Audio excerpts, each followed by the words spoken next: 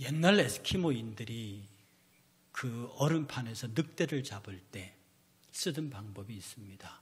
뭐 지금이야 마취송을 쏘든지 그물을 트든지 하지만 그때는 아주 면도날처럼 날카롭게 칼을 갈아서 거기에 짐승의 피를 묻혀서 얼립니다.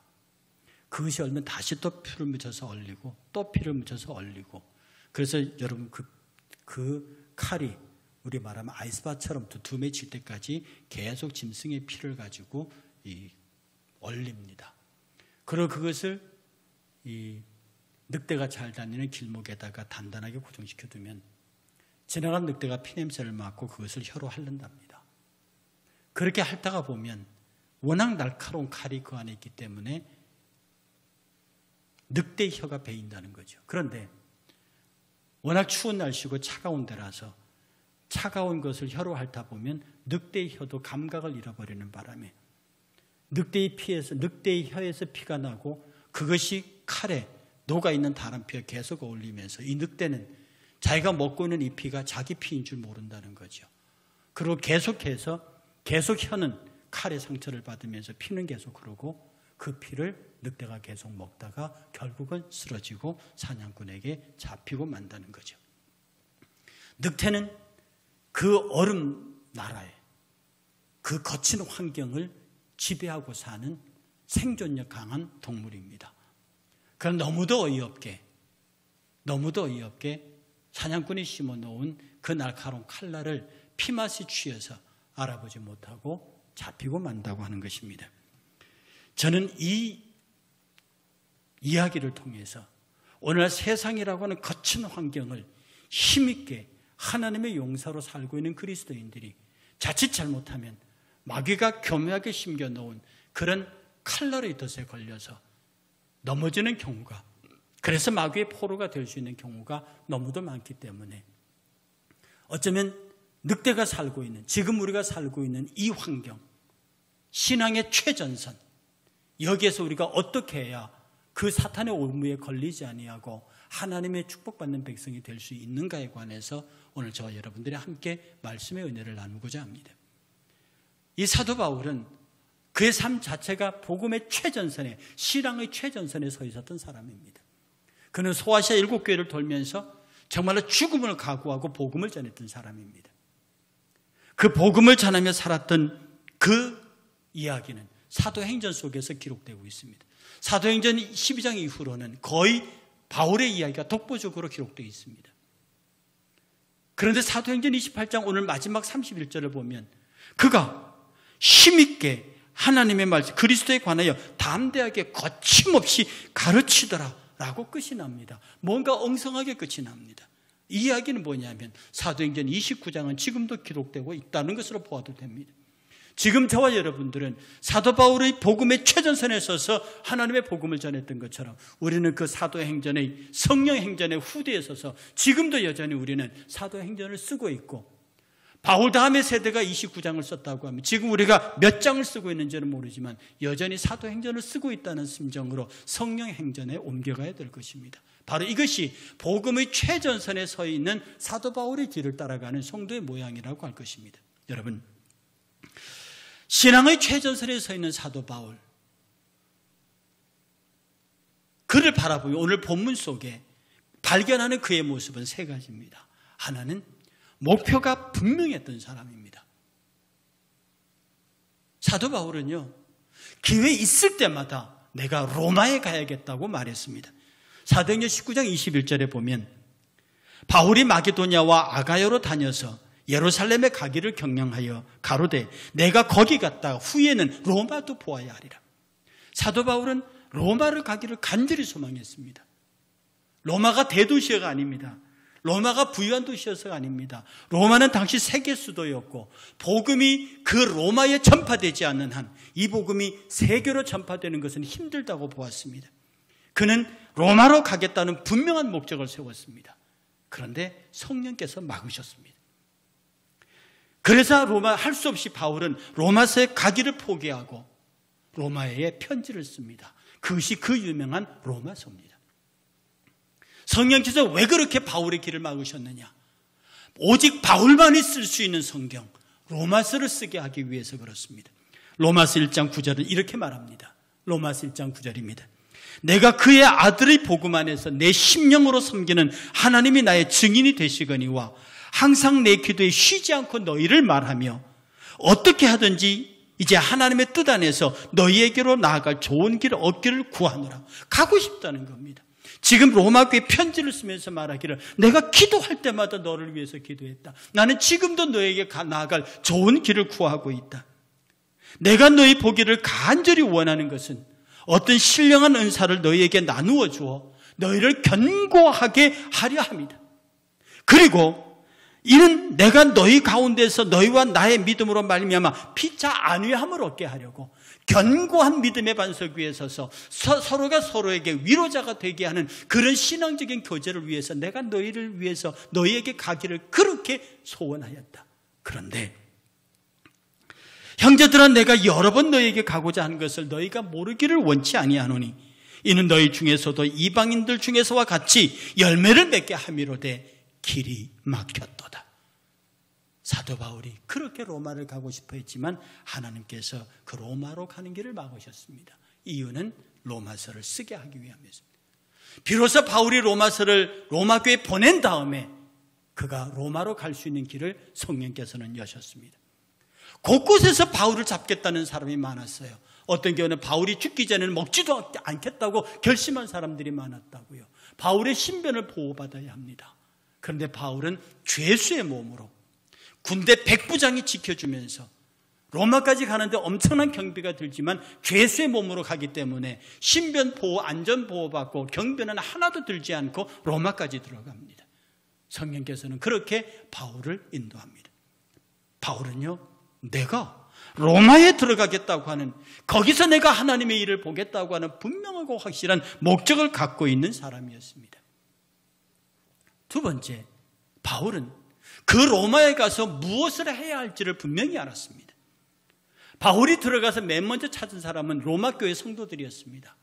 로마 교회는 바울이 세우지 않았습니다. 로마 교회는 저절로 자생적으로 선 교회인데 아시아에서 예수 믿는 사람들이 로마 교회로 몰려들면서 거기에서 자생적으로 생긴 교회였습니다. 그런데 그 교회를 세운 주 세력이 뭐냐면 유대파 그리스도인들입니다. 다시 말해서 그들은 구원을 위해서 예수를 믿어야 하고 동시에 율법도 지켜야 하고 할례도 받아야 한다고 가르쳤습니다. 그런 사람들이 세운 교회였기 때문에 바울이 도착해서 그 높은 사람들을 불러다가 말합니다. 내가 너희와 대화할 것이 있다. 나를 좀 만나자. 나와 함께 시간을 나누자. 그들이 말하기를 네가 어떤 사람인지에 관해서 예루살렘에서 편지 온 것도 없다. 어떤 형제가 와서 너에게 좋은 말 나쁜 말 한 것도 없다. 그래서 우리가 너희의 얘기를 듣겠다. 그러나 내가 듣기로 너희 파, 여기는 그리스도파입니다. 너희 파는 어디로 가든지 비난을 받는다 하더라. 그러니 우리가 너희 얘기를 듣겠다. 이 사람들에게 말할 때도 바울은 하나님의 나라와 모세와 선지자들의 예를 들어서 예수를 설명했습니다. 그리고 그들이 배척하고 돌아갔을 때 그 로마 땅에 있는 헬라인들이 왔을 때도 그는 예수 그리스도와 하나님 나라에 대해서만 얘기했습니다. 원래 로마는요, 정치, 경제, 군사, 문화의 도시입니다. 거기는 신들의 도시라고요. 그래서 거기는요, 종교 얘기를 하면 별로 재미없습니다.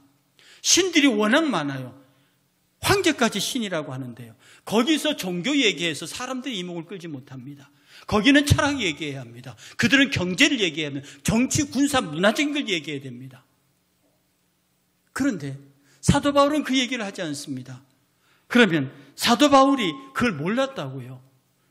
율법에 관해서 얘기하자고 하면 사도 바울의 율법적 배경을 따라올 사람이 없습니다. 여러분이 아는 대로 그는 이렇게 말했습니다. 빌립보서에서 나는 8일 만에 할례를 받고 이스라엘 족속이요 베냐민 지파요 히브리인 중에 히브리인이요 율법으로는 바리새파요 열심으로는 교회를 박해하던 자요 율법의 의로는 흠이 없는 자라. 내가 베냐민 지파의 율법적 귀족 지파다.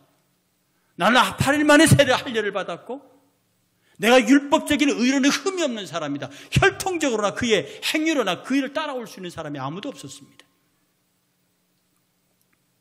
그런 그가 유대교 율법주의자들을 만나서는 단 한 번도 율법 얘기를 하지 않습니다. 오직 그 율법이 설명하는 예수를 말했습니다. 율법이 말하는 하나님만을 말했습니다. 바울은 그의 로마 시민권을 자랑하지 않았습니다. 빌립보 감옥에서 풀려났을 때 자기를 죽도록 때리고 그냥 사람들이 로마 시민권자란 말을 알고 내보내라. 그냥 천부장이 놀래가지고 내보내라고 말했습니다. 그때 바울이 말합니다. 내가 로마의 시민권을 가진 자다. 어찌 나를 죄도 정하지 않고 함부로 잡을 수 있느냐. 천부장이 와서 내게 사과하고 나가라. 그랬더니 천부장이 뛰어왔습니다. 그리고 이렇게 묻습니다. 나는 돈을 많이 들여 이 시민권을 샀노라. 바울이 말하기를 나는 날 때부터니라. 태생적인 로마 시민권자였습니다. 로마 시민권은 함부로 체포할 수 없습니다. 함부로 때릴 수 없습니다. 함부로 그를 막아설 수 없습니다. 황제의 권능을 가진, 황제의 외교적인 권능을 가진 사람들입니다. 그러나 바울은 그것에 관하여 이야기하지 않았습니다. 바울은 헬라 철학에 둔했던 사람이 아닙니다. 성경 사도행전 17장은 이렇게 말합니다. 바울이 17장 16절에 바울이 에덴에서 그들을 기다리다가 그 성에 우상이 가득한 곳을 보고 마음에 격분하여, 여기에서 아덴은 아테네입니다. 아테네에서 수많은 우상이 있는 것을 보고 화를 냅니다. 회당에서는 유대인과 경건한 사람들과 또 장터에서는 날마다 만나는 사람들과 변론을 했는데 누구를 만나느냐 하니 18절에 이는 어떤 에피크로스와 스토아 철학자들과 바울이 쟁론했다고 그랬습니다. 에피크로스 학파, 여러분이 철학 시간에 배웠던 쾌락주의 학파들입니다. 스토이크 학파들, 엄격주의 철학자들입니다. 이 사람들과 논쟁할 정도로 사도 바울의 철학적 실력은 탁월했습니다. 그러나 바울은 그 헬라인들을 만나서 에피크로스 애자도 꺼내지 않았습니다. 그들에게 오직 예수 그리스도와 천국을 전파했습니다.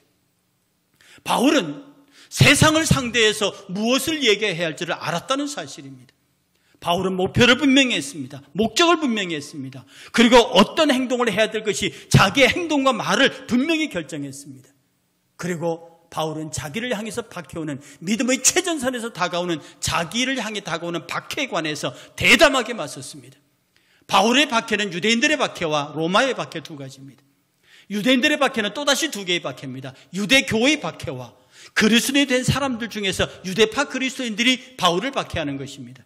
유대교는 아예 예수 그리스도를 메시아로 인정하지 않습니다. 하나님의 아들로 인정하지 않습니다. 그러므로 예수 그리스도를 따르는 그리스도파, 일명 이 사람들을 보이는 대로 죽였습니다.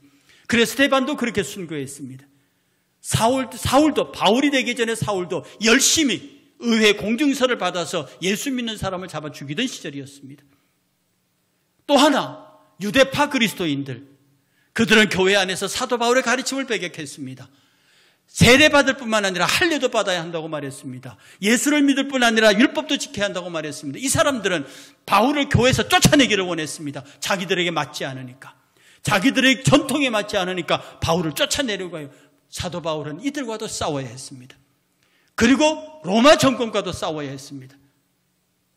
로마 정권은 사도 바울을 종교적으로 핍박하지는 않았습니다. 대신 가이사가 신이라는 것을 부정했습니다. 로마의 수많은 다른 신들을 부정했다고요. 그것 때문에 그는 핍박을 받을 수 없고 결국 네로의 칼날에 죽었습니다. 이런 핍박 앞에서, 이런 도전 앞에서도 바울은 당당했습니다. 그가 마지막 하나님 앞에 부르심 받을까지 자기의 집에서 이틀 동안 머물면서 자기 집에 오는 사람들을 환영하고 그들에게 예수 그리스도가 주이심을, 하나님의 나라임을 거침없이 가르쳤습니다. 결국 박해의 칼날에 무너졌지만 그의 육신은 하나님 앞에서 그대로 거두어지는 복된 하나님의 사람이 되었습니다. 오늘 제가 저와 여러분들에게 신앙의 최전선에 서 있는 사도 바울 이야기를 통해서 우리는 신앙의 최전선에 사도행전 다시 29장 이후를 쓰고 있는 우리는 과연 신앙의 최전선에서 사도 바울처럼 당당하게 이 세 가지 위험을 어떻게 극복하고 있는가? 우리도 사도 바울처럼 그 길을 따라가고 있는가? 묻고 싶은 것입니다. 저는 그 질문에 스스로도 대답하고 싶은 것입니다. 첫째, 예수 믿는 목적. 우리가 주님을 섬기는 목적을 분명히 하고 있습니까? 여러분은 어떤 목적을 세우셨습니까? 어떤 목표를 세우셨습니까? 우리가 이 세상을 사는 것은 먼 날을 사는 것이 아닙니다. 지금, 그리고 여기를 사는 것입니다. 지금 이 순간을 사는 것입니다. 그러면 지금 이 순간을 살면서 나의 목표는 무엇인가? 지금 이 순간을 사는 목표가 무엇인가? 원래 목표는 하나님의 나라입니다. 하나님의 영광입니다. 그러나 지금 이 순간 내게 하나님이 주신 지금 이 순간, 지금 여기에서 나는 어떤 목표를 갖고 삽니까? 여러분들 스스로에게 물어야 합니다. 내게 신앙의 목표가 있는가? 여러분은 올 한 해를 통해서 몇 사람을 전도하겠다는 목표를 세우셨습니까? 내가 얼마만큼 기도하겠다는 기도의 목표를 세우신 적이 있습니까? 내가 하나님께 예배하기를 새벽 제단을 걸리지 않겠다고 약속하신 것이 있습니까? 내가 하나님 앞에 예배 드리기를 끊임없이 교회의 모든 예배를 참석하겠다고 하는 그런 목표를 세우신 적이 있습니까? 저는 여러분의 담임 목사로서 여러분의 신앙의 행동에 관하여 어떤 목표를 설정하기를 권합니다. 그리고 그 목표를 앞에 놓고 그것을 이루기 위해서 지금 이 순간 그리고 여기에서 그 목표를 향하여 달려가야만 하는 것입니다. 목표가 없으면 방향 없이 다름질하는 사람과 같습니다. 테이프가 있는 방향으로 달려야 한다고요. 반대 방향으로 아무리 열심히 달려도 오히려 거리는 멀어질 뿐이라는 사실입니다. 사도 바울이 분명한 목표를 가지고 오직 달려갈 길과 주 예수께 받은 사명 곧 하나님의 은혜의 복음을 증거한 일을 마치려 하면 나의 생명을 조금 더 귀중한 것으로 여기지 않겠다고 곧장 하나님 앞으로 달려갔습니다. 저는 여러분들이 믿음의 신앙의 목표를 세우고 작은 것이라도 목표를 세우고 그것을 위해서 기도하며 그것이 이루어지는 것을 기뻐하고 다음 목표를 향해서 달리는 힘 있는 목표가 있는 표대가 있는 신앙인들이 되었으면 정말 좋겠습니다. 이러한 하나님의 은혜와 복이 충만하시길 주의 이름으로 축복합니다. 두 번째, 우리는 무엇을 해야 할지 무엇을 말해야 할지를 준비하고 있어야 합니다. 그 준비는 성령께서 시키실 것입니다. 사도 바울은 그렇게 철학에 능해서나 철학을 다투지 않았습니다. 유대교에 그렇게 능통해서나 그것을 자랑하지 않았습니다. 남들이 모두 부러워하는 그런 로마의 시민권을 그런 자랑하지 않았습니다. 오직 그는 예수 그리스도와 하나님의 나라만 증거했습니다. 세상은 우리에게 듣고 싶은 얘기가 있습니다. 세상이 듣고 싶은 얘기가 있다고요. 그러나 우리가 그 세상이 듣고 싶은 얘기를 하지 않습니다. 세상은 돈 버는 얘기를 듣고 싶어 합니다. 세상은 흥미로운 얘기를 듣고 싶어 합니다. 세상은 연예인의 이야기를 듣고 싶어 합니다. 그러나 우리는 입을 벌려서 하나님의 나라를 말해야 합니다. 입을 벌려서 예수를 말해야 합니다. 그리고 그 말이 어떻게 전파될 것인지 골로새서 2장 28절은 누가 철학과 헛된 속임수로 너희를 사로잡을까 주의하라. 여러분, 세상의 철학에 사로잡힐 것 없습니다. 세상의 사상과 이데올로기에 사로잡힐 필요 없습니다. 세상의 사상과 이데올로기가 어떻게 복음의 사람들을 사로잡을 수 있단 말입니까? 우리는 그것으로부터 노임받아야 합니다. 오직 예수 그리스도와 십자가, 하나님의 나라와 그의 영광 외에는 다른 것도 말할 필요가 없는 것입니다. 이것이 사람의 전통과 세상의 초등학문을 따르는 것입니다. 그리스도를 따름이 아니라고 말했습니다. 그리스도를 따르는 사람은 세상의 사상과 이데올로기와 관념과 철학과 이런 것들을 모두 폐해야 합니다. 오직 십자가, 예수 그리스도, 천국, 하나님의 나라, 이것이 우리의 대화의 주제고 이것이 우리의 삶의 주제가 되어야 합니다. 여러분의 삶의 주제는 무엇입니까? 무엇을 해야 하느냐고 분명히 말하는 신앙의 최전선에서 우리가 해야 할 행동에 관하여 사도 바울이 보여준 이 믿음의 말, 믿음의 신앙의 언어를 뒤따라가야만 할 것입니다. 그리고 우리는 박해 시대를 살고 있습니다. 사도 바울이 발신했던 박해 시대와 같이 우리도 핍박의 시대를 살고 있습니다. 그런데 사도 바울의 시절에는 칼과 창이 박해였습니다. 예수를 믿으면 죽였습니다. 모이지 못하게 했고 예배하지 못하게 했습니다. 그러나 오늘 시대의 교회 박해는 창금이 아닙니다. 오늘 이 시대의 박해는 편안함입니다. 나태함입니다. 느긋함입니다. 누가 나를 예배 못하게 하지 않습니다. 그러나 나는 내일 예배해두고 다음 주에 예배해도 되고 오늘 봉사해두고 다음 주에 봉사해도 됩니다. 잠언 24장 33절에 내가 좀 더 자자, 좀 더 졸자, 손을 모으고 좀 더 누워있자 하니 내 빈궁이 강도같이 오며 내 곰핍이 군사같이 이르리로다. 이것은 그냥 게으름이 가난해진다는 말씀인데요. 이것을 영적으로 이해하면 기도 다음에 하고 전도 다음에 하고 봉사 다음에 하고 급할 게 새털같이 많은 날에 뭘 그렇게 서두르냐. 그래 느긋하게 늘어져서 그렇게 해서 자기 자신의 신앙을 무참하게 죽여버리는 이 평안의 박해의 시대에 살고 있습니다. 얼마나 무서운 줄 압니까? 플로렌스 체드윅이라는 여자 수영 선수가 있었습니다. 영국 선수인데요. 그가 런던 해협을 헤엄쳐서 건넜습니다. 마치 한국과 일본 사이를 헤엄치듯이 말입니다. 그런 그녀가 말합니다. 내가 카트리나 섬에서부터 캘리포니아 해변까지 그게 쾌속선으로 1시간 가는 거리입니다. 굉장히 먼 거리예요. 이걸 내가 헤엄치고 건너겠다고 공언을 했습니다. 미국 매스컴들이 난리가 났습니다. 그래서 온 헬리콥터까지 동원해서 그 건너가는 장면을 중계합니다. 캘리포니아 해변에서는 캘리포니아 사람들이 다 몰려나와서 그녀가 거기에 도착하도록 기다리고 있었습니다. 그녀가 무려 16시간을 역영했습니다. 그런데 거의 다 왔을 즈음에 캘리포니아 해변에서 갑자기 안개가 끼었습니다. 그 안개가 끼자 그녀는 더 이상 헤엄칠 용기를 잃고 말았습니다. 바로 몇 메터 앞도 안 보이는 그 안개 속에서 그는 헤엄칠 용기를 잃고 말았습니다. 결국 그는 포기하고 말았고 뒤따라오는 구조선에 탔습니다. 그런데 막상 구조선에 딱 타고 보니까 남아있는 거리가 500m밖에 안 됩니다. 그 헤엄에 실패한 그녀가 인터뷰에서 이렇게 말했습니다. 제가 실패한 이유는 추위 때문 아니었습니다. 힘들고 피곤해서도 아니었습니다. 안개 때문이었습니다. 난 안개 때문에 풀어져 버렸습니다. 안개 때문에 답답해져 버렸습니다. 안개 때문에 용기를 잃고 말았습니다. 그래서 나는 포기하고 말았습니다. 그런데 나중에 알고 보니까 500m밖에 아니었죠. 만약에 안개가 아니었으면 나는 무슨 수를 쓰든지 캘리포니아 해변에 상륙했을 것입니다. 여러분, 우리가 살다 보면 신앙생활 하다 보면 주변에 무수하게 안개가 낍니다. 안개의 특징은 앞을 못 보게 하는 겁니다. 우리 신앙에 안개가 끼면요, 나태해져 버립니다. 우리 신앙에 안개가 끼어져 버리면요, 이 안개는 세상과 타협하는 것, 죄의 요소들입니다. 그냥 긴장하지 아니하고 내가 하나님 앞에서 신앙으로 나를 지키려고 하는 그런 치열함이 없는 것입니다. 그냥 있다 보니까 안개가 낍니다. 그리고 적당하게 타협해 버립니다. 교회는 다음 주에 가도 되는 것. 왜 여러분은 새벽 제단을 지켜야 합니까?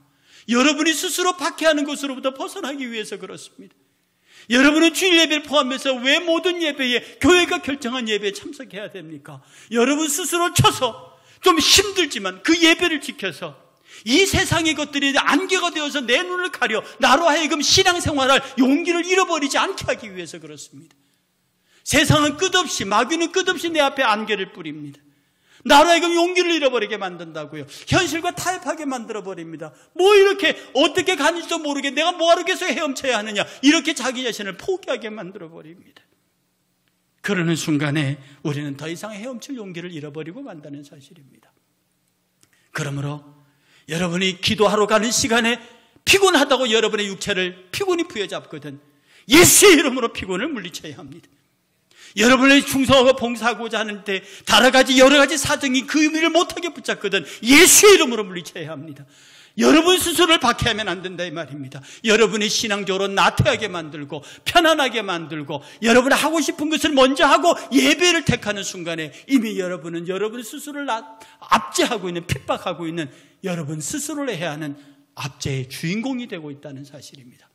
그러나 만일 여러분이 하나님 앞에 목표를 분명히 하고 여러분 앞에 어떻게 그 목표를 향하여 어떻게 행동해야 할지 행동 체계를 분명히 하고 어떤 환난과 핍박 속에 여러분의 신앙을 빼앗으려고 하는 달콤한 유혹들이 다가온다 할지라도 신앙의 최전선에 서 있는 바울처럼 믿음의 대담한 용기를 가지고 그것을 이겨내고 승리한다고 하면 바울이 누렸던 오만한 하나님의 청부와 5만 가지 사랑의 축복이 여러분 삶 속에서 이루어질 줄 저는 믿습니다.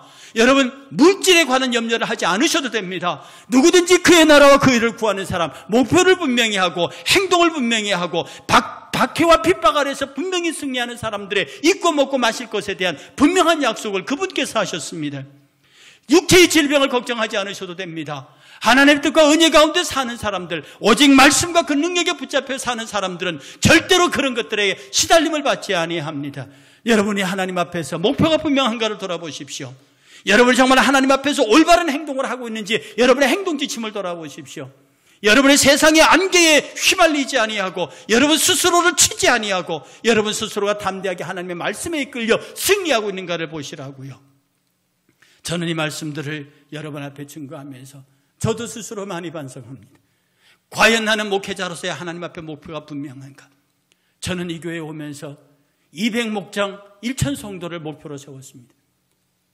지금 코로나 현실 때문에 어려움 당하고 있지만 저는 하나님 앞에 믿고 확신하기를 제가 이 교회를 물러서는 그날에 201천 성도는 이루어져 있을 것을 믿고 있습니다.